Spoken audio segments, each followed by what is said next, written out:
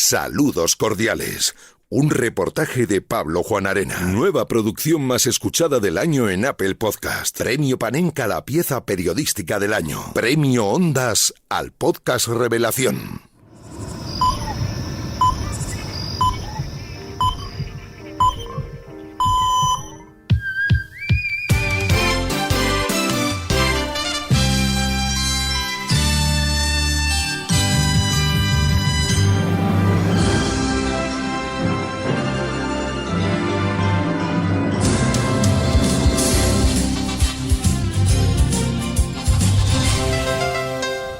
Estamos aquí con Amalio. Amalio. ¿Cuántos años de taxista? 35. Y la radio le ha hecho mucha compañía, ¿no? Todo. Y en las noches de radio, ¿usted era de García o de La Morena? Es que pasó casi de uno al otro, ¿no? Pero era más de García. Pues yo creo que el de La Morena aprendió un poquito de García, aunque él dice que no, pero más o menos luego fue casi parecido. Seguimos con más taxistas. De Amalio pasamos a Goyo. ¿Tú eras de José Ramón de La Morena o de José María García? José María García. Generaba su polémica, era entretenido.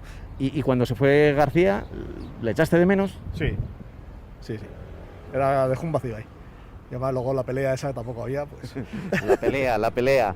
¿A quién tenemos aquí? Juan José. ¿Y tú eras de García o de La Morena? De La Morena. Lo veía como más alegre, el otro era más serio. Se llevaban bastante mal, estaban siempre tirándose pullas, sí. Ahora ya se han reconciliado, ¿eh? Sí, se han reconciliado ya. Bueno, a la vejez viruela. Eso dicen. Adiós, Juan José. Adiós. Y hola a Manuel. A ver, Manuel, ¿escuchabas a García o a de La Morena? A García. Era un poco soberbio. Pero aún así le escuchabas. Sí. Me gustaba lo que decía, sí. Pues nada, muchas gracias. Nada. Y nuestro último taxista, que se llama Álvaro Fernández. ¿Y tú eras de García o de La Morena en su momento? Mira, yo en su momento fui de García, pues a ver, el proceso lógico y normal, ¿sabes? Pero claro, pues con el tiempo de La Morena le fue comiendo la tostada, por otro lado García ya fue alejándose un poco, ¿sabes? Pero vamos, fui de los dos en realidad, ¿sabes? ¿Y te gustaba esa guerra que tenían entre los dos? No me gusta, porque creo que dentro de la profesión tampoco tienen por qué existir eso, ¿sabes? Yo en realidad no me decanto por ninguno porque los dos me gustan, creo que son grandes periodistas, ¿sabes? Oye, pues era solo eso, ¿eh? Nada, hombre, Juan Arena, que encantado de conocerte, ¿vale? Igual. Te he oído mucho, ¿sabes? Igual. Yo he hablado mucho también. Qué bueno. Demasiado. Suerte, amigo. Gracias. Los taxistas, grandes oyentes de la radio. Bueno, me presento ya. Hola, soy Pablo Juan Arena y voy a contarte una historia. Una historia que ocurrió durante los años 90, aunque empezó en los 80 y acabó en los 2000. Te hablo desde el centro de Madrid. Estoy realizando un recorrido que ha empezado en Gran Vía, en la esquina donde estaba el número 32, baja hacia la calle Alcalá, deja atrás la Plaza de Cibeles y el Ayuntamiento y llega hasta la calle Alfonso XI, hasta el número 4.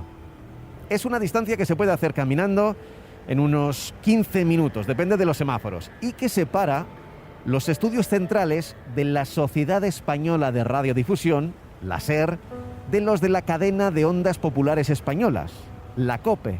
Son exactamente 1.282 metros, poco más de 1 kilómetro. La distancia exacta que separaba a José María García de José Ramón de La Morena cuando a la medianoche abrían sus micrófonos.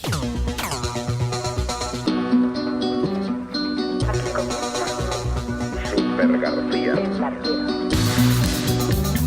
Al filo de la medianoche. Saludos cordiales. Episodio 1. 1.282 metros. Y antes de seguir te voy a explicar algo. Esto que vas a escuchar no es ninguna tesis doctoral en profundidad, no es una enciclopedia de datos fiables y tampoco es un juicio al pasado. Es simplemente una suma de testimonios de algunos, no todos porque es imposible, de aquellos que fueron testigos de una época fascinante para el periodismo deportivo.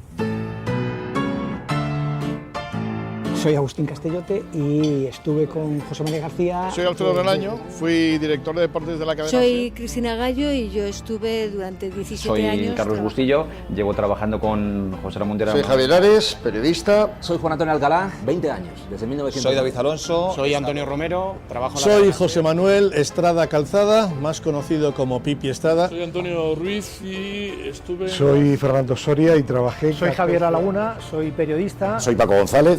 Estuve trabajando con José Ramón. Soy José Manuel Oliván, actualmente en Radio Bueno, pues mi nombre es Javier Herráez. Soy Jesús Gallego, redactor. Yo soy Chus Galán y trabajé. Soy Julio Pulido y... Soy Manolo Lama y estuve trabajando en El Larguero más años que tengo.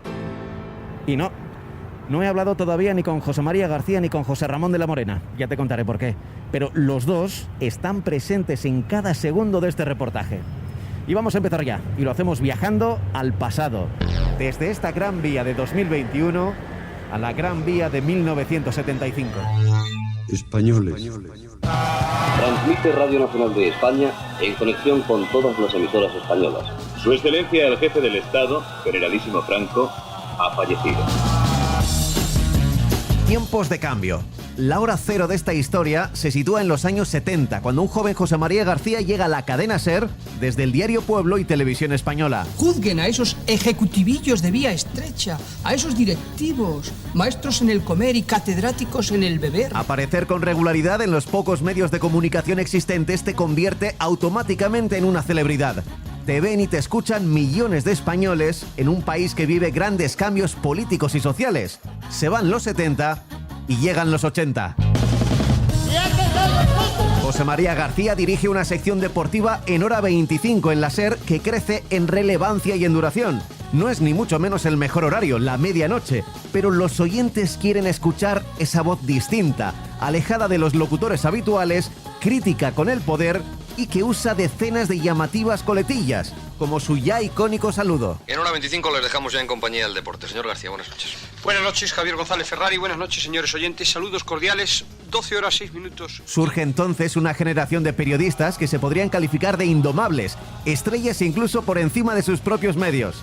Es el caso de García, que le lleva a criticar duramente a un ministro, a Pío Cabanillas. Don Pío Cabanillas, con ese ni Pío. Lo que desemboca en su salida de la cadena SER y su aterrizaje en un nuevo proyecto radiofónico. Cuando muchos duermen, José María García mantiene bien despiertos a millones de españoles. Cuando muchos callan, él siempre dice lo que piensa. Cuando José María habla, hay algunos que no duermen. Todos los días, todas las noches en Super García, por decir la verdad, José María García ni duerme ni deja dormir. Y tengo la sana intención de seguir pasando sueño con ustedes, naturalmente. En Antena 3 de Radio, somos como somos. El 4 de mayo de 1982 nace Antena 3 de Radio, la autodenominada Radio Comercial Bien Hecha.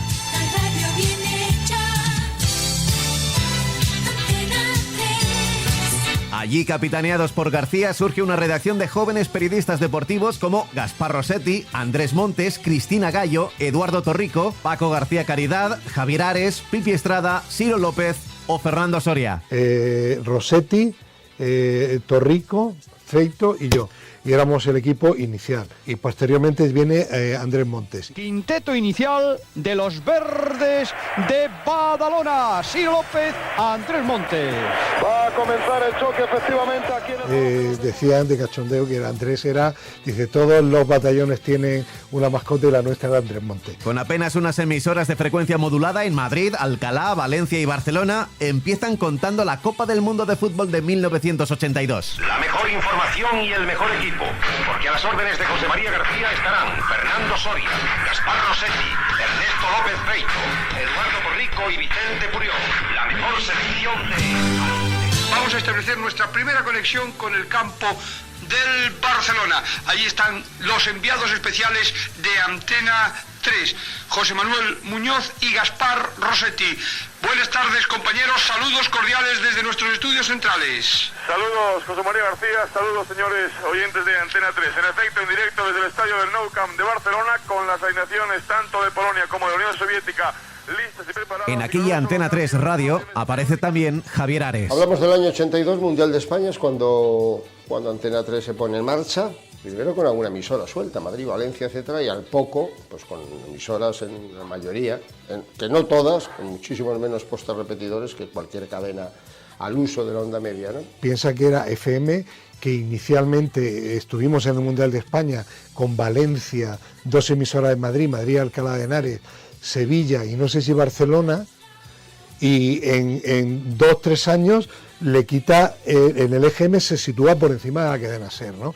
Así era, así nace. el fenómeno García. Él era un periodista enorme, había tenido una audiencia extraordinaria, fue una novedad, 12 de la noche de repente, 12 de la noche, ¿qué es eso? Todavía 20 años después me decían a mí en Francia, ¿pero qué hacéis un programa a las 12 de la noche? Y yo, no, estamos haciendo un programa, no, hay 1,5 millones de españoles escuchando este programa, no se lo podían creer, ese fenómeno es un fenómeno radiofónico, ¿no? Está muy por encima de cualquier juicio, valoración, análisis, por muy objetivo que intente ser, que se puede hacer de la radio, un fenómeno social. La sintonía de Antena 3 Radio suena bien, pero hay otra música que va a acompañar a García desde 1982. Love Song de Simple Minds, una canción de amor que entra directamente en la historia de la radio y que pone los pelos de punta a los oyentes y a quienes trabajan mano a mano con García, como Cristina Gallo. Bueno, la sintonía es maravillosa. Esa sintonía de Simple Minds que nadie podía, no sé, o no reconocían que García pudiese escuchar a los Simple Minds, aunque en realidad no fue él quien eligió la sintonía, pero era el invento que le acompañó siempre desde Antena 3. La sintonía, claro que la sentíamos. Date cuenta que fue parir una criatura que fue una especie de milagro, ¿no? Un niño que te sale 7mesino y con complicaciones, ¿vale? Sí, se pone en marcha una emisora, una idea de Martín Ferrán, con un motor tan potente como era García, al que todo el mundo se había quedado con ganas, porque estaba en la cresta de la ola, cuando él termina con la SER, ¿no? Al principio no es fácil sintonizar Antena 3 Radio. Escuchar a García se convierte en algo exclusivo, y eso siempre atrae. Se compran nuevos receptores que incluyen esa FM, además de la onda media. Este hombre por dónde sale, este hombre por dónde se le escucha, dónde se le puede escuchar, eso generó un clímax, ¿eh? Además del interés de la escuchar un personaje, el no poder hacerlo multiplicó por 3 el interés de la audiencia, ¿no? Fue no un programa solo, sino una situación como de culto, ¿eh? Aquello estaba muy bien visto. Yo escucho a García por las noches, yo he conseguido pillar la emisora, puedo escuchar a García. Eso es un momento mágico. Manuel Martín Ferrán decide que el programa de García se llame Super García en la hora cero. Martín Ferrán, que era un genio, y a García le dijo, oye, tú tienes que venderte hay que venderte, y García le pareció encantado. Super García en la hora cero. A las 12 de la noche, las 11 en Canarias, el deporte por dentro. Afición, jugadores, dirigentes, club. Super García en la hora cero. La verdad del deporte con José María García. Un programa que empieza a la medianoche y que dura hasta que acabe García. Cada noche llega a su casa polvo de estrellas.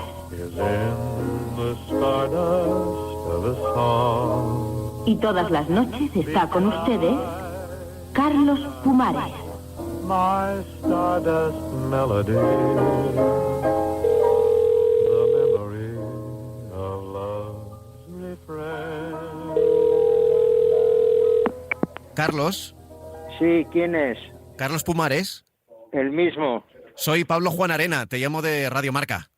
¿De Radio Marca? Sí, ¿cómo estás? Pues dime. Quería preguntarte por cómo era ir detrás de García. Hombre, en aquella época, pues yo decía de coña que yo iba antes de García, pero luego venía la repetición de García. Es como un bocadillo de jamón. Pero tú eres el jamón. Yo soy el jamón, claro.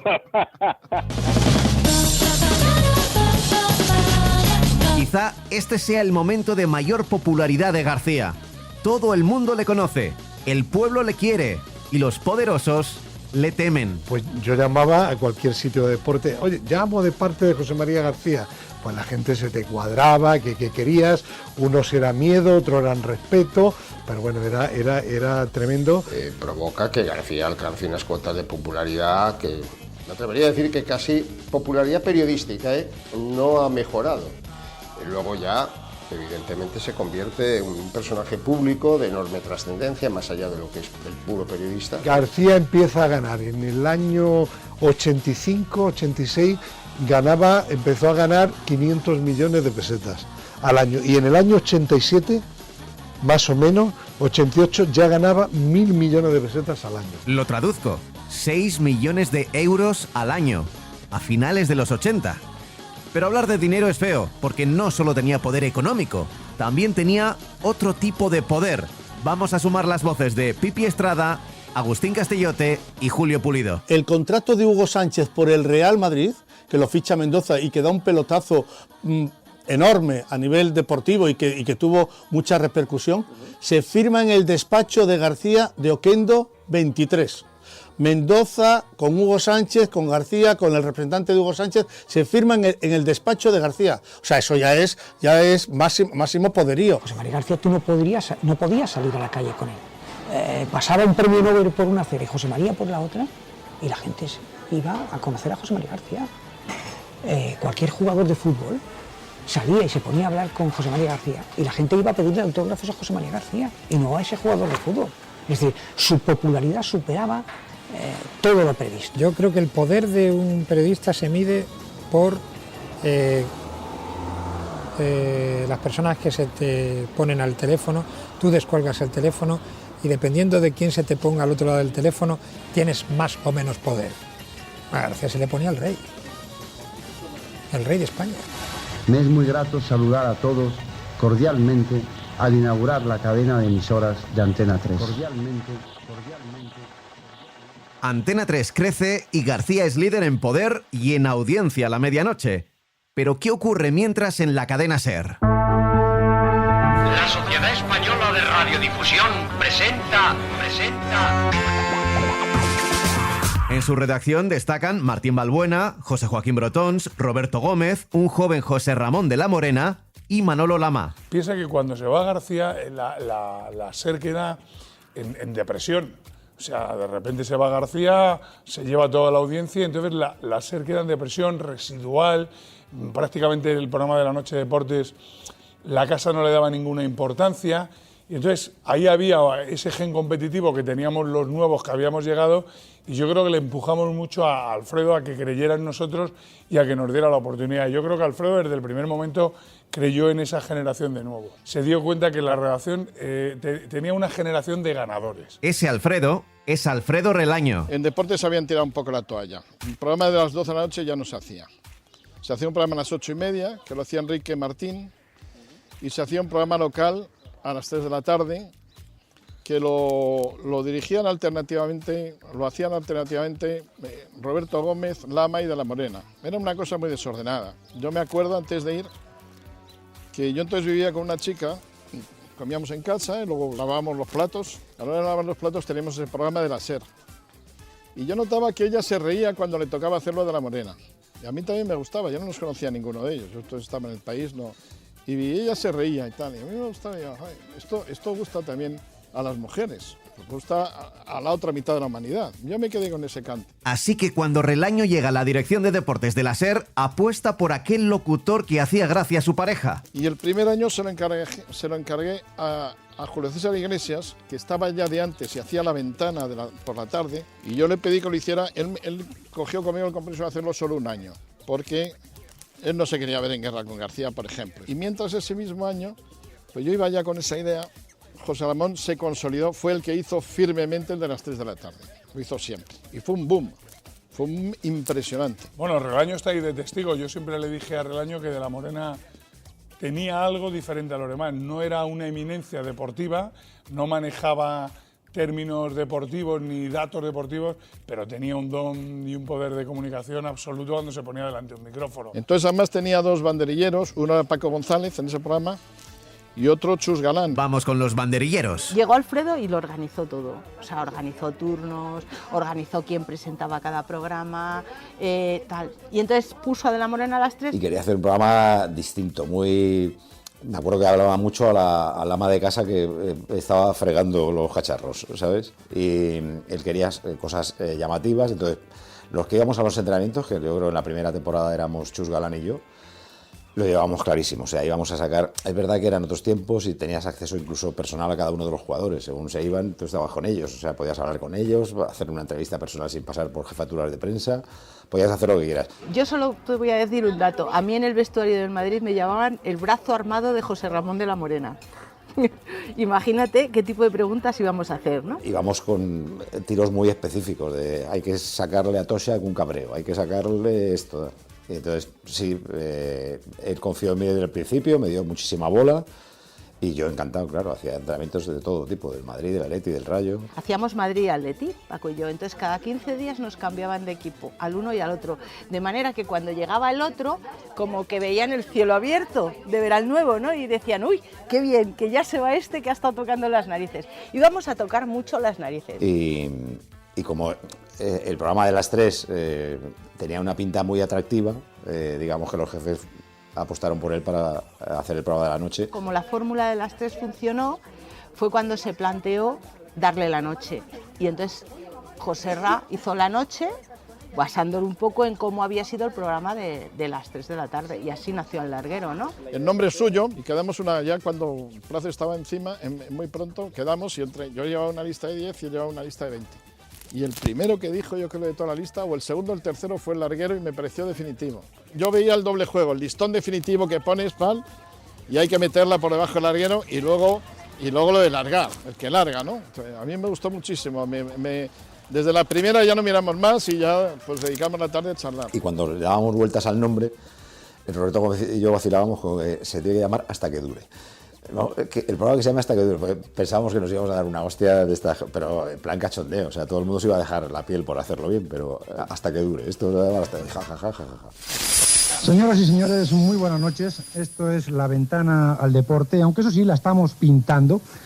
Yo me llamo José Ramón de la Morena y soy su nuevo sereno del deporte. Por supuesto que este programa tiene sintonía, como cualquier programa que se precie. Maestro, cuando quiera. Bueno, lo primero que recuerdo del Larguero es la sintonía. Bueno, cuando Joserra nos traía esa sintonía, todos nos queríamos morir. Y esto lo tenía muy claro, ¿eh? Le quería llamar El Larguero desde el primer momento y quería meter esa sintonía. Yo que iba de modernito, yo pensaba una sintonía, ¿sabes?, moderna, ¿no?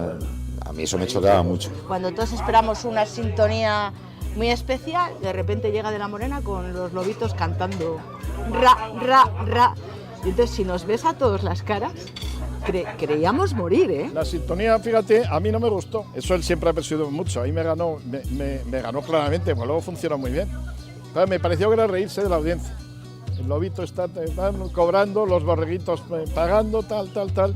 Yo no le cogí la ironía. Además, cuando yo le dije que no me gustaba, lo puso como condición sine qua non, vamos, no negoció. Yo le dije, bueno, vamos a ver a Augusto, vamos a pedir una... Él siempre ha tenido mucho respeto a Augusto y yo más. Augusto del Cadero era el jefe de todo. Yo era el jefe de deportes, Augusto del Cadero era el que estaba por encima de mí. Y fuimos, Augusto dijo que le gustaba, pues yo ya no discutí más. No hay que confundir melenas, gente rara y gente buena. Los buenos son futbolistas, los machos son futbolistas. Los raros somos artistas. Ra, ra, ra. El lobito está empatando. Tra, La SER, por tanto, ya tiene presentador para el programa de la medianoche, tiene nombre, tiene también sintonía. Ahora falta por definir el tono y el objetivo. Sumamos aquí la voz del productor eterno, Carlos Bustillo. Empezó en septiembre del 89 con una idea nueva, con un, digamos, lenguaje más desenfadado, con una desdramatización un poco de lo que era el deporte y de lo que era el discurso de García, y nacía como una idea nueva, una idea fresca. Mi instinto era el siguiente: yo creo que había un cierto cansancio de la fórmula de García, que era una fórmula casi exclusivamente crítica, muy personalista. Yo no voy a renegar de todo lo que él hacía, pero le quitaba la gracia al deporte. Hablaba de otra manera, su lenguaje era distinto y evidentemente Dios le ha dado esa varita, ese toque para poder traspasar y entrar en los hogares de los españoles. Aparte, yo siempre he entendido que lo diferente funciona. Lo diferente se instala y luego si es bueno, funciona. Pero lo diferente siempre llama la atención. Es una manera de salir. Todo el mundo quería hacer García entonces. Pedro Pablo Parrado, hasta Castellote y tal, todos hacían lo mismo. Lo que hacía De la Morena era radicalmente una cosa distinta. El cambio radical es la forma de tratar al oyente y que el aspecto del programa era coral. En el minuto 15 del programa habían aparecido 7 voces. Que a lo mejor a García no escuchabas otra voz, a lo mejor, bueno, a veces en todo el programa, en toda la hora y media. Y de repente con Joserra llega una fórmula divertida. Vamos a divertirnos haciendo radio y vamos a divertir a la gente contándole la actualidad. Y eso era lo que él buscaba. Se preparaba los programas más que a fondo, ¿eh? Él soñaba con los programas, te lo digo yo. Cambiaba radicalmente, o sea, de la ultraseriedad de García a un tío cachondo que encabezaba un grupo cachondo. Había buen equipo, había un buen coro. Yo decía, todos somos la cuadrilla de José Ramón. José Ramón es el matador. Nosotros somos la cuadrilla. El peón tiene que estar ahí. Cuando te hace un gesto el torero, tú sales y te llevas el toro a otro lado cuando tal. Pero no se puede estar entrando a tocar los cojones. Ahí nos compenetramos muy bien él y yo, porque yo le tenía mucho a la gente en ese sentido a raya. Y luego su forma de plantarse muy campechana, yo vengo del pueblo y soy del Atleti, pero me río de todo, de mí mismo y del Atleti y de los paletos y de lo que haga falta. Le gustaba mucho hacerse el ignorante, decir, atiza, tal. Me preguntaba a mí, preguntaba a Segura, preguntaba a Valdano, y él siempre tomaba la actitud del paleto de pueblo que tiene la suerte de estar con una gente que sabe de unas cosas y se hacía el ingenuo, el ignorante, el tal. El ingenuo ignorante nunca fue, ¿no? Y te trato de una manera distinta y no te intento vender burras, te digo, si el programa es una mierda, dedícate a hacer otras cosas por la noche, tal. Si no están haciendo nada mejor, que a esta hora todo es posible, deberían quedarse un ratito con nosotros. No cobramos, esto es gratis, les vamos a contar muchas cosas. Pero bueno, si están en otra faena, pues sigan a lo suyo. Tenemos abierto el confesionario hasta la 1. Pero se perderían ustedes... Tenía un don muy natural, aparte de otros, que eran unas entrevistas intimistas muy buenas, que siempre lo han mantenido. Y yo creo que ese fue el gran éxito de La Morena, que él humanizó el periodismo y buscaba el lado humano de las personas, ¿no? Y lo mezclaba con la diversión, el tal. Entonces fue un bombazo. Se le veía una condición tremenda, que es una tenacidad y un valor temerario para todo. O sea, si era un tío que sí iba a tener temple para enfrentarse a García si hacía falta, que lamentablemente pues tenía que hacer falta porque la radio lleva a eso, ¿no? La radio lleva a eso, a la confrontación, a la competencia, a la pelea. Y vaya que si van a tener que pelear. Un muchachuelo, desconocido totalmente en esta profesión, un jovencito imberbe. ¿Cómo comienza el programa del Imperio Prisa? Además, dos situaciones empresariales agigantan este duelo. En el verano de 1990, De la Morena se calienta en antena y arremete contra García y también contra Eugenio Galdón, su jefe en la cadena SER. Y entonces La Morena soltó un reúno, soltó una patada en la radio acojonante. Un periodista en este país le pagan 1.000 millones, no le están pagando, le están comprando. Está a punto de ser despedido, pero es apartado un año del larguero que pasa a presentar Paco González. Yo pasaba por allí, llevaba 3 años en la radio. Y decía, pero ¿por qué no lo hace alguien con más experiencia? No, te lo comes tú, te lo comes tú. Horrible, horrible. Era un momento muy raro porque, claro, a la cabeza del programa se la habían decapitado. Y, joder, yo cuando le levantaron la sanción a La Morena, el tío más feliz del planeta. En septiembre de 1991, después del destierro, De la Morena vuelve a la medianoche con más ganas que nunca de pelear contra García. Yo bien, hombre, bien. Los esguinces de corazón tú sabes que se curan con reposo y reflexión. Y justo en aquellas fechas, un movimiento empresarial deja Antena 3 Radio dentro del Grupo Prisa, dueños también de la SER. Cuando ahora dejo esta casa, lo único importante evidentemente sigue siendo la credibilidad. No puedo seguir aquí ni un minuto más. No debo de seguir aquí un minuto más y no voy a seguir un minuto más. Don Jesús de Polanco decía: hemos comprado Antena 3 Radio para mandar en Antena 3 Radio. Yo no le voy a crear una sola dificultad. Al bien llamado Don Jesús del Gran Poder, aquí tiene estos micrófonos. Gracias, buenas noches. García abandona la que ha sido su casa durante 10 años y no puede cubrir los Juegos Olímpicos de Barcelona, el mayor acontecimiento deportivo de la historia del país. Yo creo que García se llevó uno de los disgustos más grandes de su vida. No poder hacer aquellos Juegos Olímpicos. Y además yo creo que fue un golpe muy duro a nivel emocional para él. Y yo sinceramente creo que esos Juegos Olímpicos a García le dejaron un poco tocado. Pero García no se va a quedar de brazos cruzados. Después del verano del 92, desembarca, junto con otros periodistas, en otro punto del dial. Lo mejor antes de dormir se escucha en la radio por toda la cadena COPE, al filo de la medianoche. Super García. Información superior para escuchar antes de dormir. Primero 10 años, inolvidables en la cadena SER. Después 10 años, imborrables en Antena 3. Ahora, y más que nunca, Dios y la Santa Madre Iglesia dirá cuántos nos van a quedar aquí. Pero antes que nada, saludar a un amigo. Es portada hoy de todos los periódicos. Se encuentra en los estudios de la cadena COPE en Sevilla. Diego Armando Maradona. Don Diego, muy buenas noches. Muy buenas noches, José María, y toda la suerte del mundo porque te lo mereces. Gracias, Diego, y también para ti, toda la suerte del mundo. Te lo mereces y además, igual que yo, igual que todo el mundo, la necesitamos. Desde ese 14 de septiembre de 1992, García, que sigue siendo líder en audiencia, se dirige a sus oyentes desde los estudios centrales de COPE, a 1.282 metros de José Ramón de la Morena. Saliendo del portal número 4 de la calle Alfonso XI, a la izquierda, hacia Alcalá, de nuevo a la izquierda, dirección Gran Vía, y dejando atrás Cibeles y una parada de taxis, que fue justo donde comenzamos esta historia. Una historia que no ha hecho nada más que empezar.